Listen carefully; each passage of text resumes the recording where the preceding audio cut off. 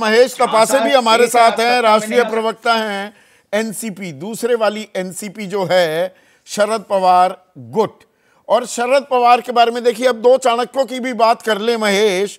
एक चाणक्य हैं अमित शाह बीजेपी महायुति की तरफ से, एक चाणक्य कहा जाता है शरद पवार को। ये शरद पवार जो आपस में खींचतान हो रही थी उसको निपटा पाए। आज की तो 3 बैठकों का जो सिलसिला हुआ वो शुरू सिल्वर ओक से ही, उन्हीं के आवाज से शुरू हुआ था। तो मानकर चला जाए अब सब कुछ चंगा सी, अब कोई गतिरोधक पुढ़े आहे वाला खेल नहीं है, अब कोई गतिरोधक नहीं रह गया है। राजनीति में गतिरोधक नहीं हुआ तो राजनीति कैसी? अगर गतिरोधी नहीं हुआ तो आप बुलाएंगे क्यों संदीप जी हमें? हम चाहते हैं कि आप मुझे, किशोर जी को, हमारे सावंत साहब को, हमारे सापरा जी को बुलाते रहे। गतिरोध एक प्रेम प्यार की भावना है जो बीच बीच में उबड़ कर आती रहती है और अच्छा रहता है कभी कभी कुछ ना कुछ विषय पे मन मुटाव होना, बातें करना।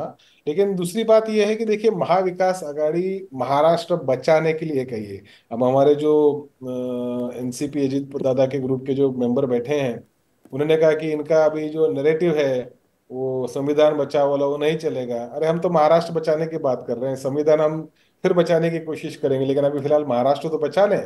तो महाराष्ट्र बचाने के लिए हम सक्षम हैं, हमारी तीनों पार्टियां सक्षम हैं।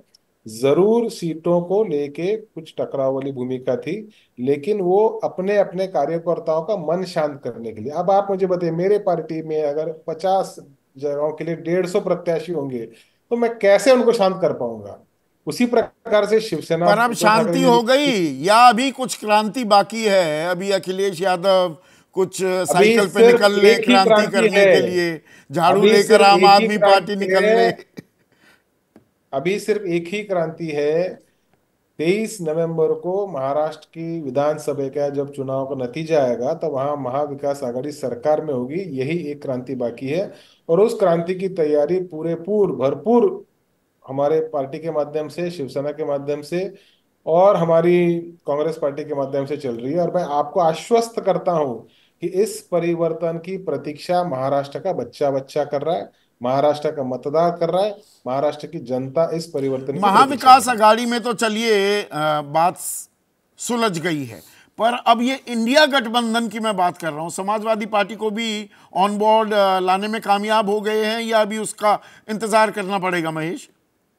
देखिए, समाजवादी पार्टी का एक 2 3 4 जो विधानसभा के हैं वहां पे, जैसे मालेगांव है और भी भिवंडी है, 2 3 जगह पे उनका एक वोट शेयर है, 2 3 जगह पे उनके, 1 2 जगह पे उनके विधायक हैं। तो उनको अकोमोडेट करने की कोशिश हम जरूर करेंगे।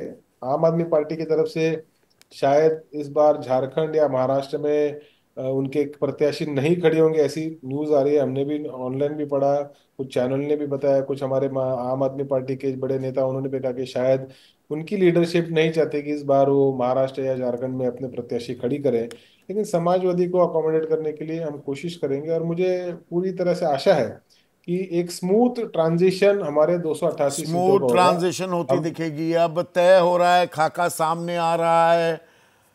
विजय, हम कल तक जो वो कर रहे थे भाई, एनडीए में एक मजबूती दिखाई दे रही है, कुछ अंतर विरोध अभी इंडिया क्या समेट पाएगा, सुलझा पाएगा, पर यहां पर तो एडवांटेज अब इंडिया लेता दिख रहा है। आज उन्होंने बाकायदा घोषणा की है, अभी एनडीए की तरफ से घोषणा भी नहीं हुई है सीटों के बंटवारे को लेकर।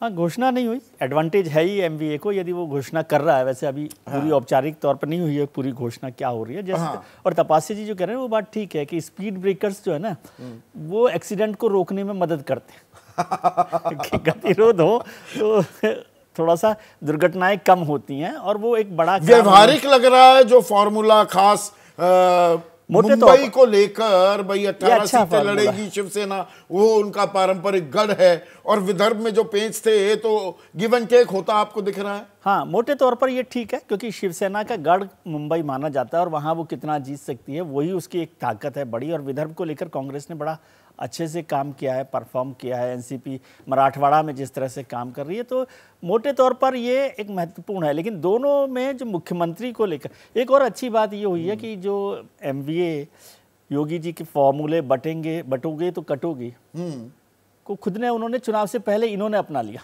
हाँ, योगी जी की और भारतीय जनता पार्टी तो ये शायद चुनाव के दोनों गठबंधन इस बात से सीख ले रहे हैं और इसको फॉर्मूला बना रहे हैं। तो योगी जी को थैंक यू कर देना चाहिए। पर वहां पर अब ये बटोगे तो कटोगे किसके लिए ज्यादा मजबूती का राजनीतिक हथियार बनता दिखाई दे रहा है? ये सीख ज्यादा इंडिया ने ले ली कि भाई गठबंधन अब मुकम्मल होता दिख रहा है, या बीजेपी और महायुति जो हिंदू वोट बैंक पर बैंक करती दिखाई दे रही है वो कार्ड चल पाएगा? 2024 के लोकसभा में नहीं चला था। इलेक्शन से पहले सीटों के समझौते में एमवीए ने इस फॉर्मूले को काम में ले लिया एक तरह से सक्सेसफुली।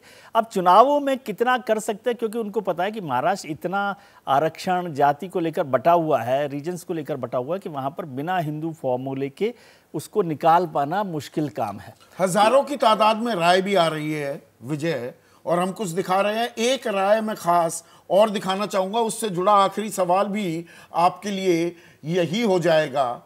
तो यहाँ पर हमारे दर्शक हैं अभिजीत मोहन, ये पुणेवासी हैं, महाराष्ट्र के हैं। इनका कहना है कि महाराष्ट्र की लड़ाई में भी राहुल वर्सेस मोदी देखने को मिलने वाला है।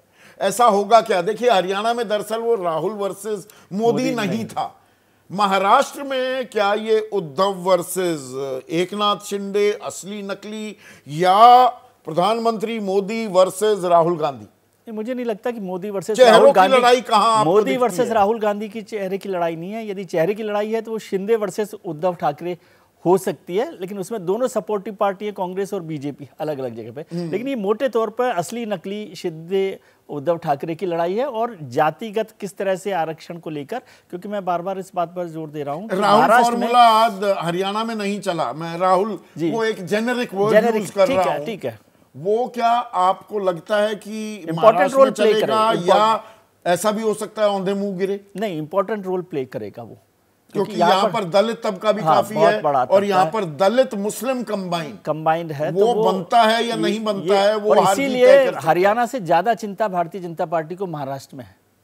तो लड़ाई टक्कर वाली होनी है, और अब खाका तैयार हो गया है। सीटों के बंटवारे को लेकर MVA Maha Vikas Aghadi initial lead लेती दिख रही है, लेकिन अपनी पोटली से एनडीए यानी कि महायुति क्या निकालेगा उस पर भी हमारी निगाह रहेगी।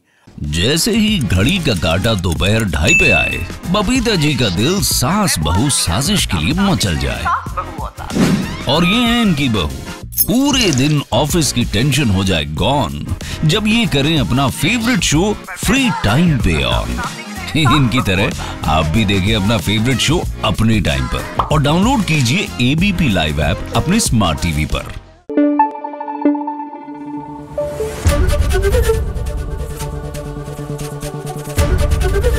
एबीपी न्यूज आपको रखे आगे।